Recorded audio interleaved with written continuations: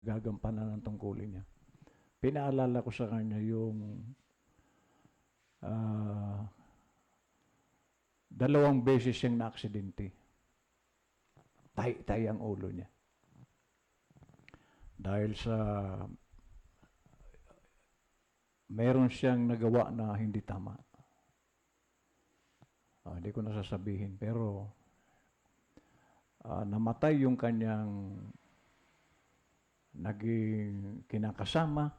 Ganyan po, pagka ang hindi born again ang kinasama mo, may nangyayaring hindi maganda. Namatay yung kinakasama niya, at siya din, 2 beses siyang sumirko. Aksidente. Tay ang ulo niya. So pag kayong mga kabataan hindi kayo susunod sa payo ng magulang, baka mangyari sa inyo yan. Winawarningan ko kayo. So pinaalala ko sa kanya nung dumating dito, para sabi ko, Brad, meron kang gampanin sa church. Hindi ka na nagjo-duty ka ko. So dapat tayo maging aktibo. Kayong mga kabataan, panahon to ng hindi na po biro itong panahon, tapos wala tayong ginagawa. Ibig sabihin, tinuturing niyo ang sarili niyong bisita. Tinuturing niyo ang sarili niyong hindi kayo bahagi ng church. Bisita lang kayo. Amen. So, susundan ko po yung although kakaiba po ang nito, ay, pero, may kaugnayan sa positioning. Dito po sa Colossians chapter 1 verse 17. And He is before all things.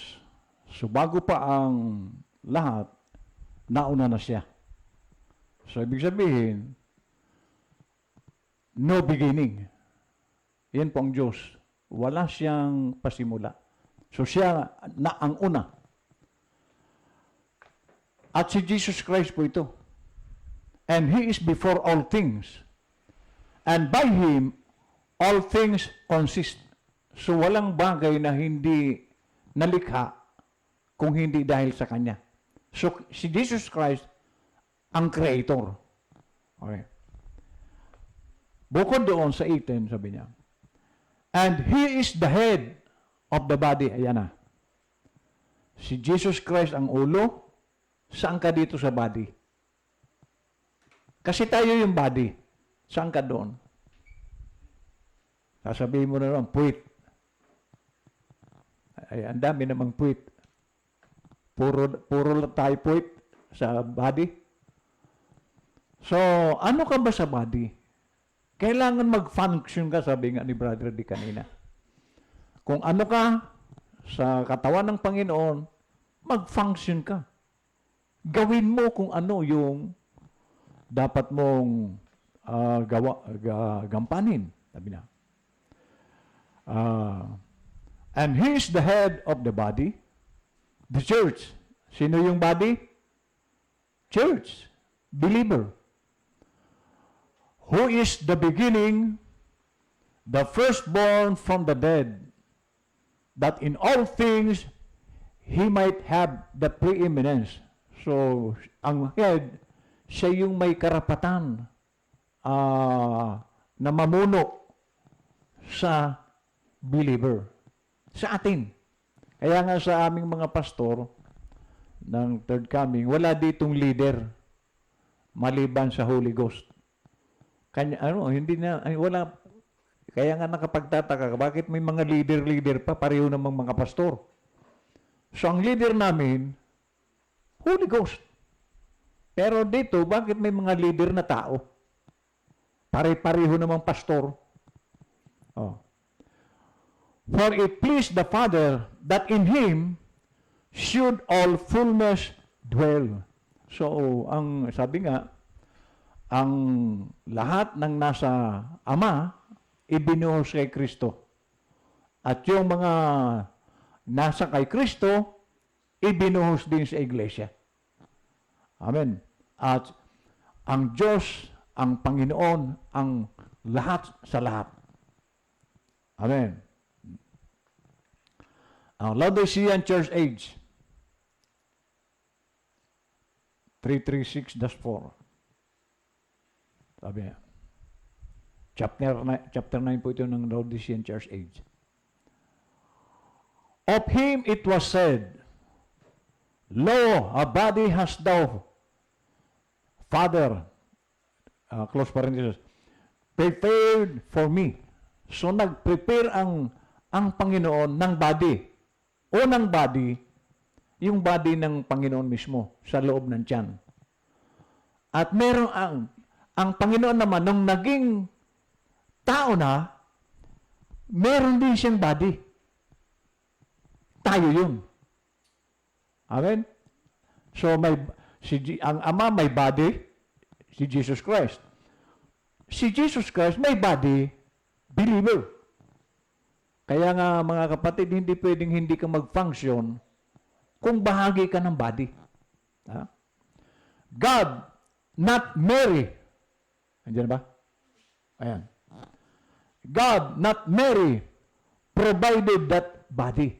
So, hindi si Mary, wala namang binhi ang babae. Amen. So, ang Diyos mismo ang naglagay ng body sa womb ni Mary. Hindi si Mary. Ha? Mary was the human incubator and she carried that holy child and brought him to birth. So, si Mary ay kumbaga sa itlog na sa halip na ang maglimlim, kasi ang mga white leghorn hindi naman marunong maglimlim yan. Ilalagay sa incubator para maging sisiw. So yung tiyan ni Mary, incubator. Wala naman siyang wala naman siyang doon sa wala siyang kinalaman doon sa body na nasa loob ng tiyan niya. Ang Diyos mismo ang gumawa ng body na yun. Okay. Ngayon, anong klaseng body? Ha?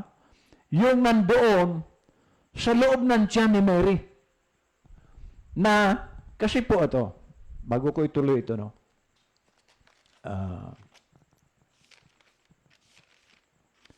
noon pong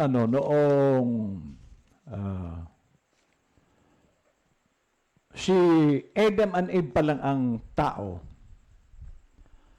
ang body na create ng Diyos ay image niya. Iyan po ang original na body. Image ng Diyos. Ngayon, dahil sa kasalanan, ay dumami po sa lupa ang lahi. Dati, ang lahi lang sana kung hindi nagkasala, si Adan at Eva, isang lahi lang. Anong lahi? Lahi ng Diyos. Pero ano nangyari? Tingnan nyo. Kung tutuusin, kung tayo po ay lahi lang, isang lahi lang ang pari-pariho ang kulay natin. Pari-pariho matangos ang ilong. Bakit may mga singkit? May mga kulay dilaw, may kulay pula. So nagkaroon ng maraming lahi sa lupa. Amen. Ngayon, ang gusto ng Diyos, ibalik ang tao sa lahi ng una. Ano yun? Spoken word body. Amen. So, ngayon, tuloy po natin to.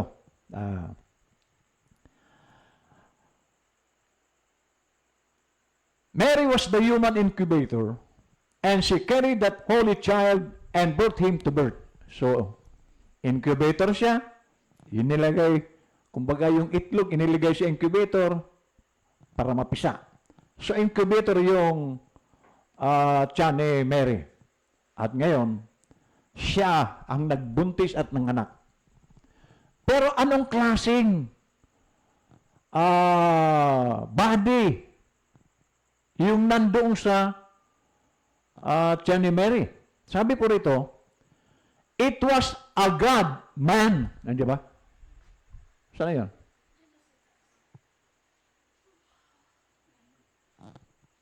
Ano yung body sa tiyan? God-man. Bakit God-man? Kasi tao yun. Pero Diyos. Iyan po yung gustong mangyari ng Panginoon. Na mensahe ni Brother Branham na yung body niya, katulad niya. Ano yung body? God, man. Grabe. Hello. Pwede ba mga, ang sabi ni Lord, I and my Father, are one. The same, tayo. Jesus at tayo, iisa. So pag ikaw ay nakabalik sa new creation, new birth, new race, katulad ka rin ng Panginoon, God, man. Grabe. Grabe si Brother Branham. Matuklasan niya ito. Na yung nasa tiyan ni Mary, hindi yung basta tao lang. Taong Diyos. At iyon ang kalagayan ng believer. He was the Son of God. He was of the new creation. So yun ang kauna-unahang new creation. Bakit new creation? Hindi po nagkasala yung body na yun. Lahat ng body sa lupa nagkasala yan. Bakit nagkasala? Sex birth. So lahat ng tao may kasalanan. Kaya nga yung theophany na-bypass yan noon. Amen. Hindi katulad ni Adan nung likhain ng Diyos, taglay niya ang theophany niya. Okay, so sabi rito, he was of the new creation. Man and God met and joined. So yung Diyos, nag-join doon sa body na nandoon sa loob ng ni Mary. Amen. Sabi niya, man and God met and joined. He was the first of this new race. So noon, napakaraming race o lahi. Jebusite, Amalekites, Perizzites, yung panahon ni Moses, ang daming lahi noon. Napapaligiran ang mga Hudyo, lahing Hudyo, napapaligiran ng napakaraming lahi sa bawat daanan nila. Pero ngayon, gustong mangyari ng Panginoon na maibalik tayo sa iisang lahi. At inumpisahan ito ng Panginoon ang lahi na ito. Kaya sabi rito, he was the first of this new race. Kaya ito ang dapat sundan ng tao na kung anong lahi ang kinalalagyan ni Lord, doon tayong lahi. Hindi tayo Pilipino, hindi tayo Amerikano, kahit ano pang pinakamagandang lahi sa mundo, hindi ikaw dapat yan. Sapagkat ang lahi ni Lord, heavenly. At iyon ang dapat nating mapasok. Pero paano mangyari? New creation, new birth. Pasok ka na doon sa bagong lahi na ito. He is the head of this new race. Siya ang ulo ng bagong lahi na ito. Kaya yung iba, nag-American citizen, para paging sarap na sarap siya doon sa pagiging lahing Amerikano.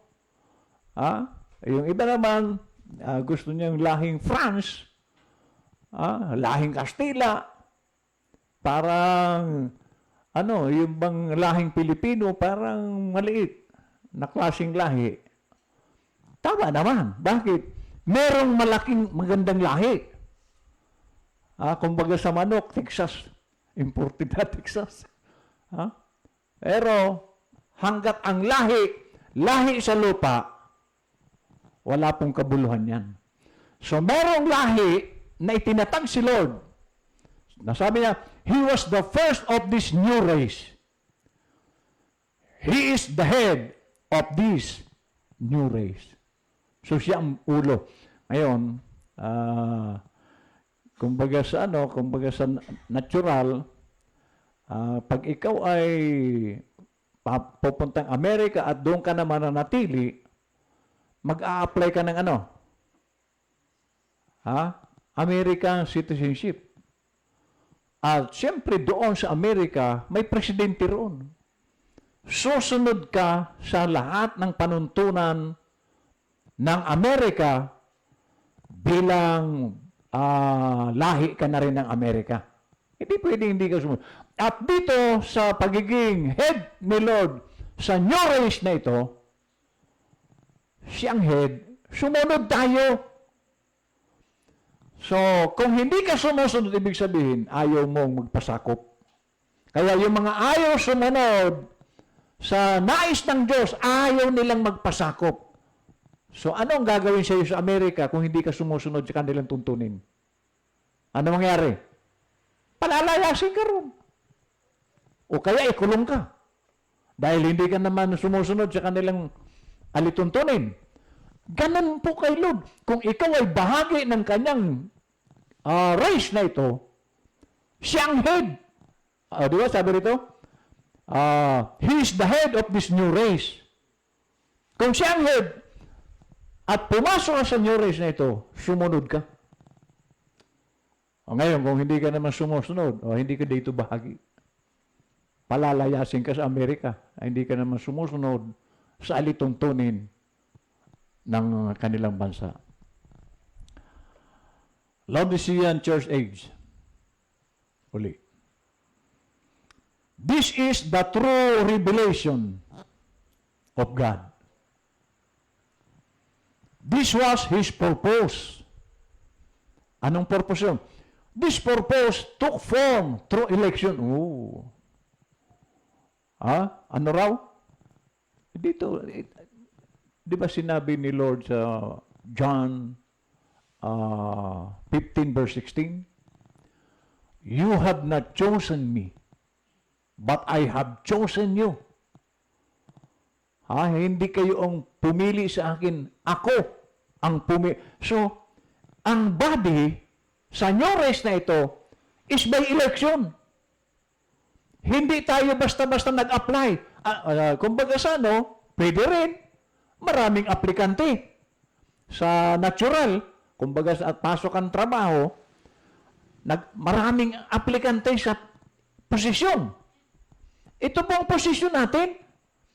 Huwag niyo po itong mamaliitin. Amen. Kasi ang dami pong naghahangad. Di ba, naalala niyo sa Luke chapter 14, verse 26, anong sabi ron? Ang daming tao na nagpunta kay Jesus Christ para mag-apply. Pero anong sabi ni Lord? Hindi pwedeng maging alagad ko ang sino man. Mas mahal niya, magulang niya, lahat, kapatid, tatay, nanay, nang higit sa akin. So makikita po natin na hindi po madali ang pag-apply bilang alagad. At tayo po ay mga aplikante tayo at mapalad ka kung isa ka sa napili kasi by election. Hindi mo ito ginusto. Si Lord. So ang tanong ngayon, isa ka kaya sa napili na elect? O yan po ang tanong. Kasama ka ba doon sa napili ng Diyos? Ayan po ang dyan, baka hindi ka naman kasama. Kasi kung kasama ka sa pinili ni Lord, nagpa-function ka. Bilang bahagi ng body. Kung wala ka naman ginagawa, paano ka nakapasok dito? Paano ka nakapasok doon sa pagiging alagad? Ang alagad po is action word. You are serving God. Nakuha mo ba natin? Ngayon, wala ka namang ginagawa. Paano ka naglilingkod na sinasabi mo? Nalingkod ka ng Diyos. Wala ka namang ginagawa. Hindi ka lingkod ng Diyos. Tayo, ulitin ko, tama ang sinabi ni Brother D kanina. May kanya-kanya tayong gampanin. Yung gampanin ng kapatid, hindi mo gampanin niya kasi baka hindi naman niya gampanin. Meron lang tayong dapat na gampanan. Ang mahalaga, gumaganap ka bilang bahagi ng body. Amen, sabi niya. That is why he could look right down to the last age when all would be over and see himself still in the midst of the church. As author of this new creation of God, his sovereign power brought it to pass by his own decree. Ayun. He elected the members of this new creation. So, yan po ang mabigat kasi by election pala ang pagiging membro sa body. Kaya, kailangan matiyak mo na isa ka sa inelect ni Lord. At kung elected ka ni Lord, nagpa-function ka sa body. Amen. Kasi yung, alam niyo ba yung salitang decree? Kumbaga sa gobyerno, halimbawa, presidential decree. 1-1, ganyan. Iyan po ay kautusan. Na kung susuwayin mo ang kautusan, decree na yan, hindi ka karapat-dapat dito. Kaya sabi niya, he elected the members of this new creation. At bukod doon, he predestinated them to the adoption of children. O yan. Sabi ko nga sa inyo, yung adoption, mabigat po yun. At sabi po ni Paul sa Galatian, kasi mismong si Lord, inadopt din. Di ba? Nag-declare ang Diyos, sabi niya, siya ang sinisinta kong anak. Dineclare. Bilang patotoo na maging si Jesus Christ, inadopt. So dito, kasama ka ba kasi ang bago ka i-adapt sa kanilang, pagbata ka pa, sabi ni Paul, meron kang tutor na nagbabantay sa iyo, nagtuturo sa iyo, hanggang sa mag-matured ka. At pag matured ka na, magre-report na yung tutor mo sa tatay mo, Sir, yung anak mo po ay matured na. Pwede mo na siyang pagkatiwalaan. At ito namang ama, dahil nag-report na yung tutor, dadalhin yung anak sa bayan, sa maraming tao, at doon niya idideklara, mga kababayan, itong anak ko matured na ito, pwede ko na siyang pagkatiwalaan, kaya dinideklara ko bilang anak. Biro mo yan. Tanong mga kapatid, qualified ba tayong i-adapt ni Lord? Kasi ang ina-adapt po sa Bible sa Galatia, nag-matured. Ang mature po, hindi po yan inuutosan. May sariling na yan kaalaman ng kaisipan niya, hindi niya na kailangang utusan. Gagampanan niya na kung ano ang gampanin bilang isang anak. Amen? O ngayon, tanong, tayo ba hindi na inuutosan? Matured ka na.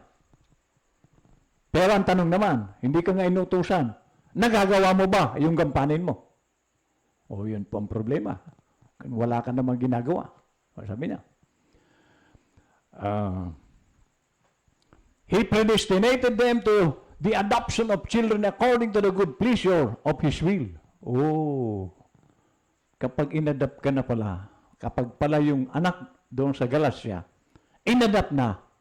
Kaya pala sinabi ng siya ang kinalulugdan kong sinisinta kong anak. So isang kaluguran ng Diyos na makitang matured tayo at mailagay na tayo sa adopsyon bilang bahagi ng body. Okay? By His omniscience and omnipotence, He brought it. Sana yun? Ayan. To pass. How else could he know that he would be standing in the midst of the church, receiving glory from his brethren, if he did not make sure? So kaya nga mga kapatid, napakahalaga ito. Maganda yung tinalakay mo ba? Hindi ko alam na ito ang mimensahe mo. Pero malaking bagay ito kung isa kang believer. Hindi po masaya ang Diyos sa isang believer na nakaupo. Amen. Kailangan nagpapangsyon ka na ikaw yung matured Christian. Amen. Dahil sabi niya, He predestinated them to the adoption of children according to the good pleasure of His will. Amen? Hallelujah. Now, dito po sa sa Sunday 103. So the Greeks couldn't see him. So, bumaba si Lord, hinihintay nila si Lord, ang Savior, pero nandun, hindi nila makita. May mata. Hindi nila ma-recognize kung sino ang kaharap nila. Bakit hindi makita? So the Greeks couldn't see him. Bakit? Because he was hid from them. Oh. Katulad din ng mensahe. Bakit hindi ito makita ng mga second coming? Nakatago ito sa kanila. Pinipili lang ng Diyos ang pagpapahayagan niya.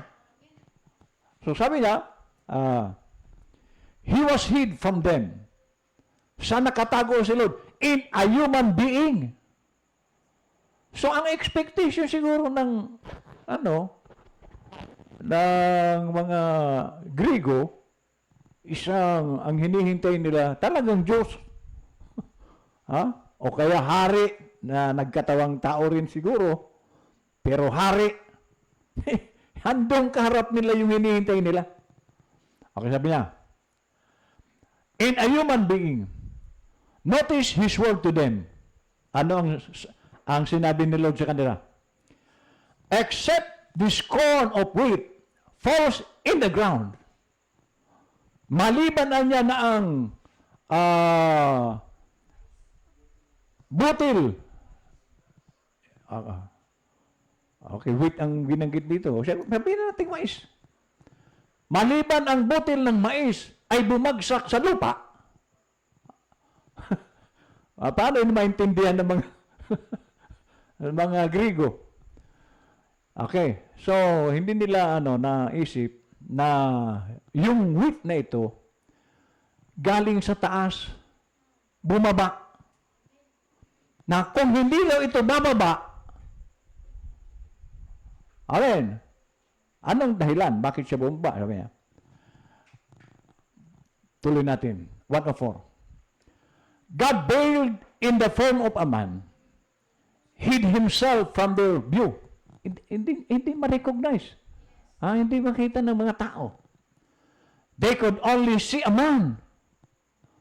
But those predestinated seen God.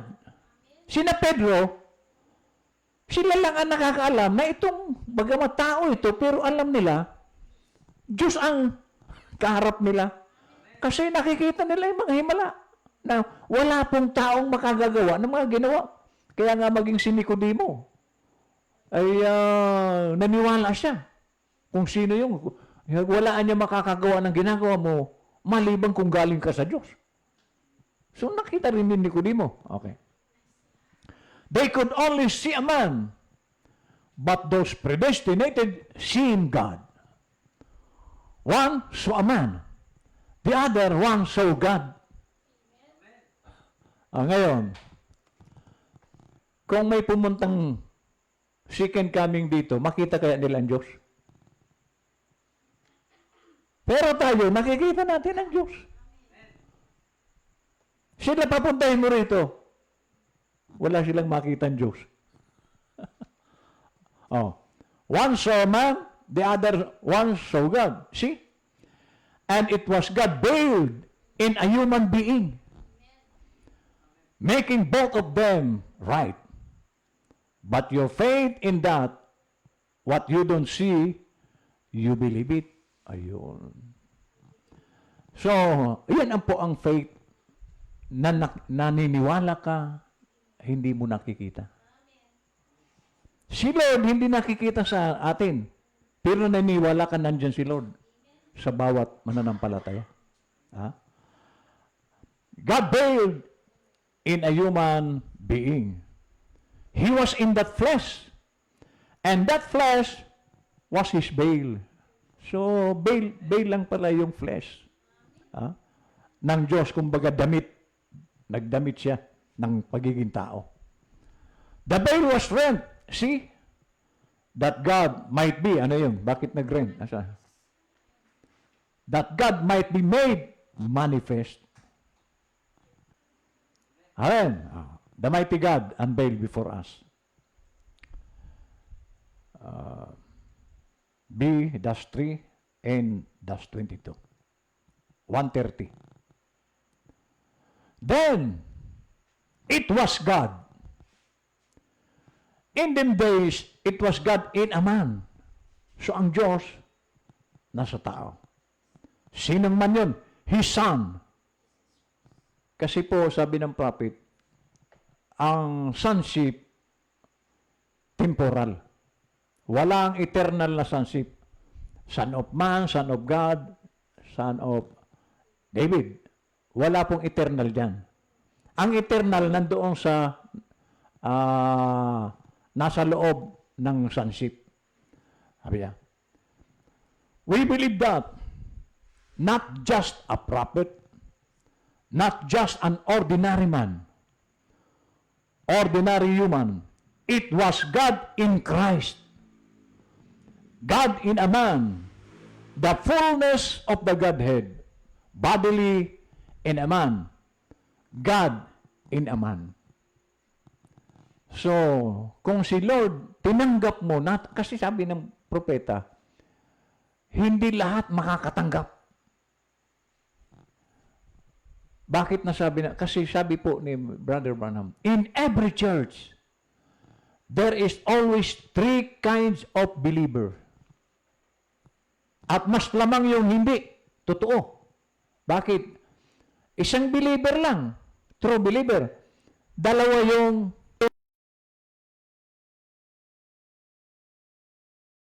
sana hindi ganun dito sa ating church.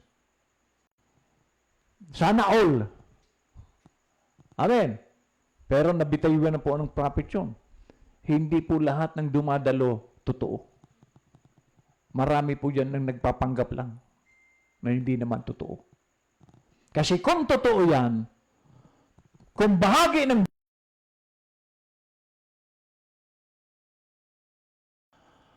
okay. Now it's God in man, the fullness of God in the Godhead. Bodily in His entire church, manifesting, tingnan niyo, manifesting Himself. Saan?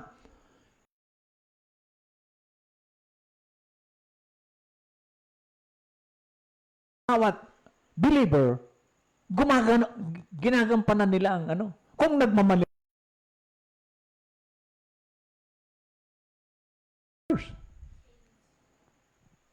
Fulfilling His word. Ayan, napufulfill ba natin ang word? Kung ano ang ating pagiging part sa body, napufulfill ba natin? O, yan po ang question mark. Ay, sabi pa rito. Christ is the mystery of God revealed.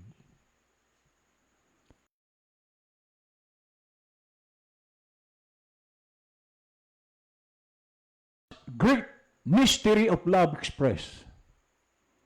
That God and man became one. Grabe ito.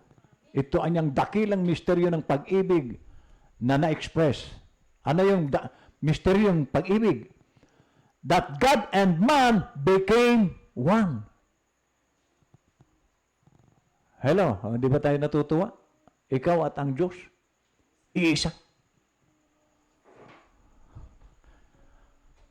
God and man was one there, and God and man is one here.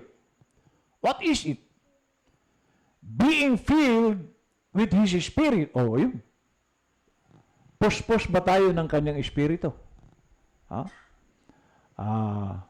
Him having the preeminences. That was God's achievement. Oh, God's achievement pala yung mangyaring God and man are one. Nagtagumpay siya doon na naging bahagi ang tao. Sino tayo? Tao lang tayo. Pero naging bahagi ka because of the new birth. Nabalik ka sa pagiging spoken word body. That was God's achievement.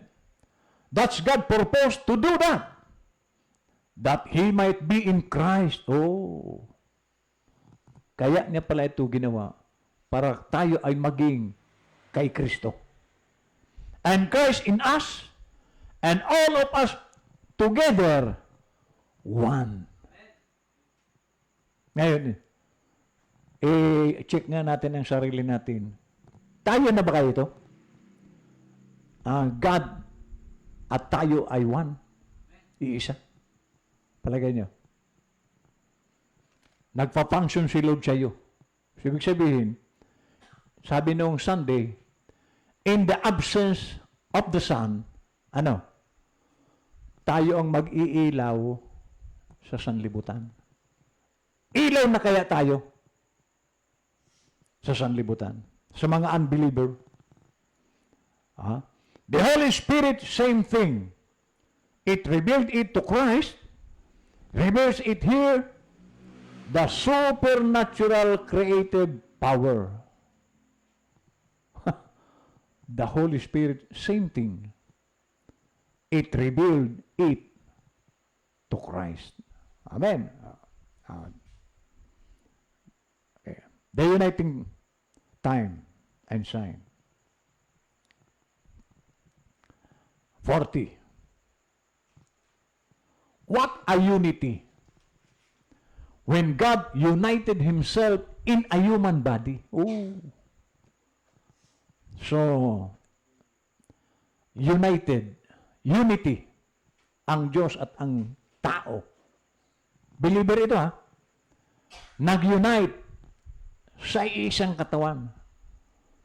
Okay, now, tulad po ng Jesus Christ, yung kanyang body noon, ay hindi po nanatili yun. Kasi wala pong eternal na creation. Create lang yung body niya sa womb. Ganon din tayo. Itong body natin, pupunta ito sa alabok. Pero yung tunay na tayo ngayon, bilang bahagi ng new race,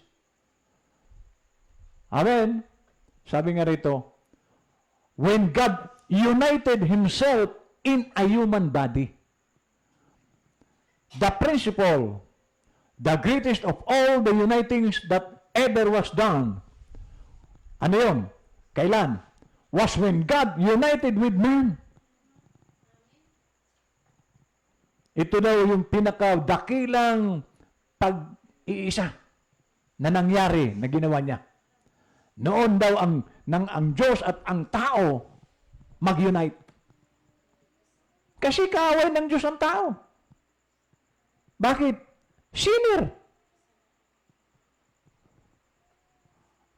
For all have sinned, sabi ni Paul.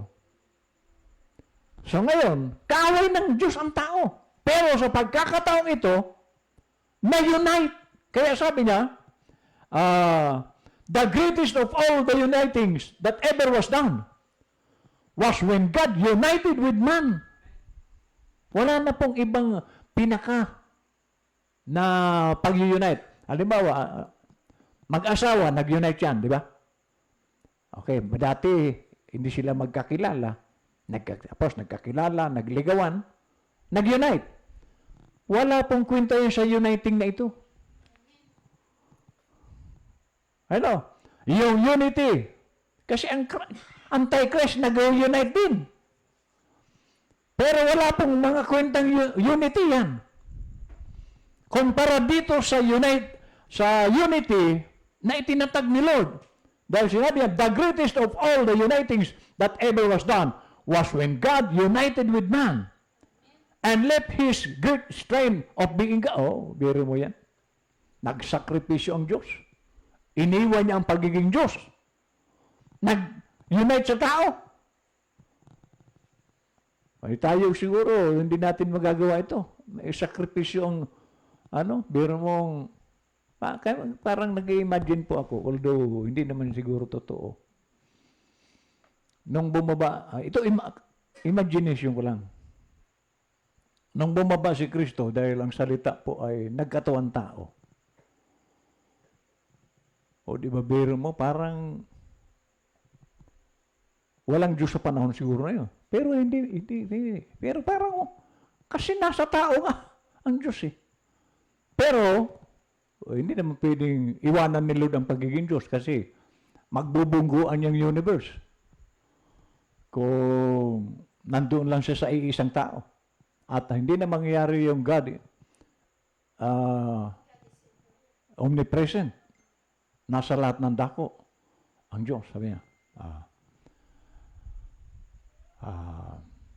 His great strain of being God and stretched forth His tent and took in humanity and become one of them to redeem them. O yung, kaya pala siya bumaba, nagkatawang tao.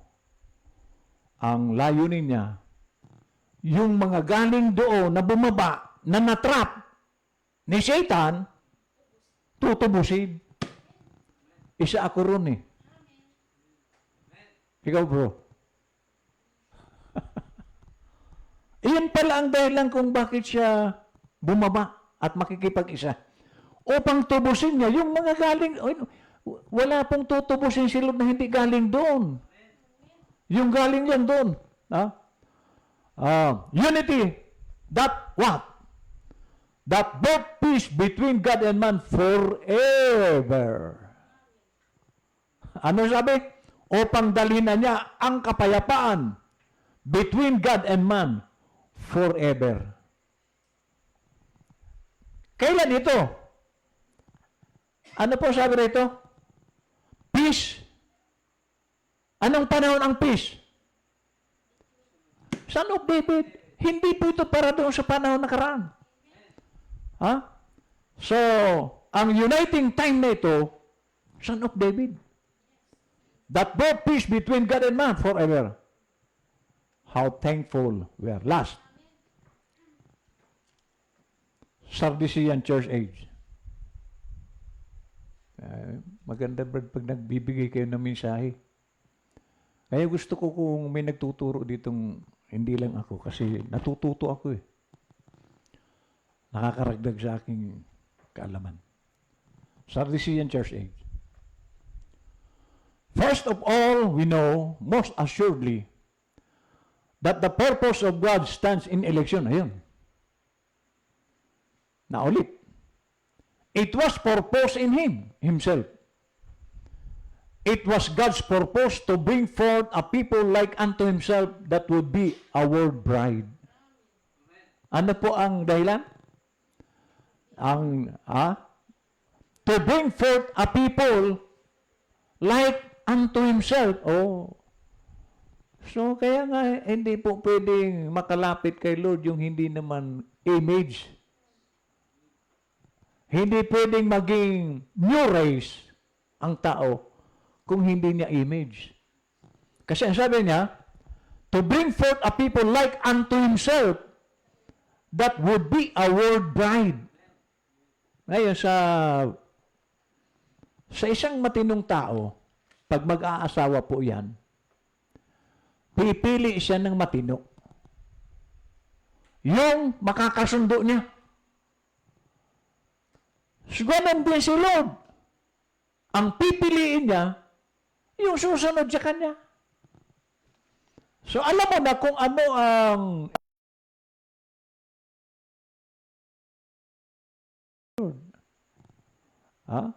okay?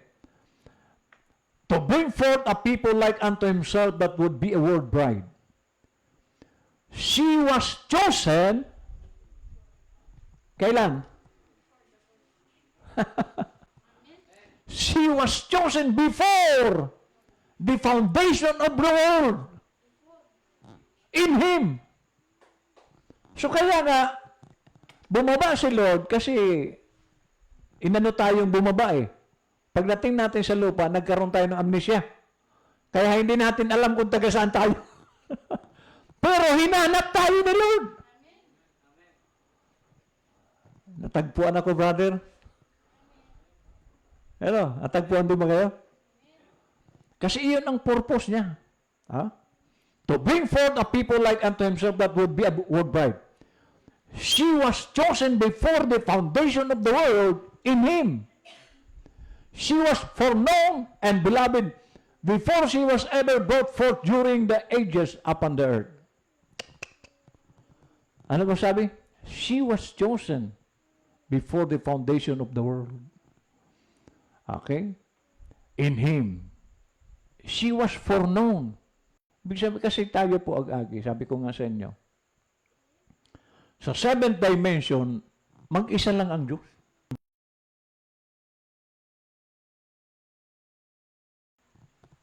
Board, whiteboard, wala pong ano dyan, maliban doon sa isang tuldok. At ano yung tuldok na yon? Is the mind of Christ. Wala pang kung ano-ano doon. Walang angels doon sa seventh dimension. Pero, meron doon tuldok na ang tawag doon ay mind of Christ. Saan tayo doon ba? Pastor, we are in the mind of Christ. So, ibig sabihin, doon sa seventh dimension, nag-exist na tayo sa mind. At hindi po tayo doon isang parang ano lang, imahinasyon. Tayo na yun. Tayo'y nilagay sa second dimension, kaya lang, idinaan tayo sa sixth birth. Kaya wala tayong maalala. Wala tayong kung taga saan tayo. Akala natin din, taga lupa tayo. But salamat, nung marinig natin ang mensahe, nakita natin, hindi pala tayo taga rito. Kaya kung wala yung mata natin, kaya napakahalaga po ng bahagi ka ng body. So mayroon tayong mata, ang propeta. Dinala tayo sa tamang mensahe. Nagising tayo. Amen. Sabi niya, she was redeemed by His blood and can never come into condemnation. Ano po ang sabi? Siya'y tinubos ng kanyang dugo at kailanman hindi siya papasok sa hatol. Wala pong hatol sa bride. Kaya nga, ang tunay na bride, mga kapatid, hindi po nag-aalala yan. May mga darating na mga pagsubok, pero hindi po yung nag-aalala. Kasi normal po yung pagsubok sa Kristiyano. She can never be in the judgment because sin cannot be imputed unto her. Justified.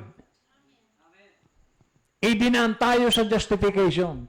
So, anong kasalanan ng isang bride para hatulan ka? Wala. Bakit? Natrap lang tayo dito. Hindi naman tayo yung gumawa ng kasalanan. Ang tiyopane, hindi po ay nagkakasala. At yan ngayon ang umiiral sa isang tunay na body of Christ.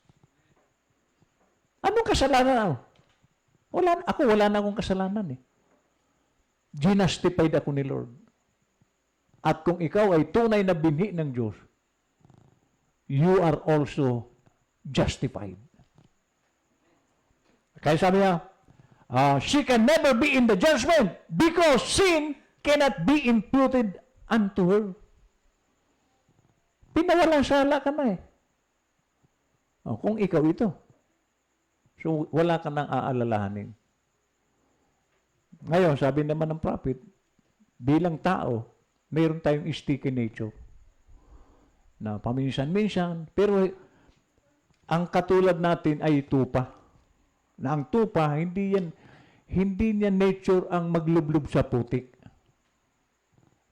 Amen. Iiyak yan pagka marami yan. Aakyat agad yan. Pagpag doon sa mga damo. Aalisin niya yung dumi. Samantalang ang baboy, pag lumusong sa putik yan, ayaw niya na umalis. Yan po ang pagkakaiba ng Kristiyano. Nagpapagpag agad ang Kristiyano. Nagre-repent agad. At hindi siya natutuwa na nagawa niya ang mali. Pero kung nasisiyahan ka na rin, hindi ikaw ito. Hindi ikaw itong sinasabi ng prophet na she was redeemed by His blood and can never come into condemnation. She can never be in the judgment because sin cannot be imputed unto her. Amen. God bless.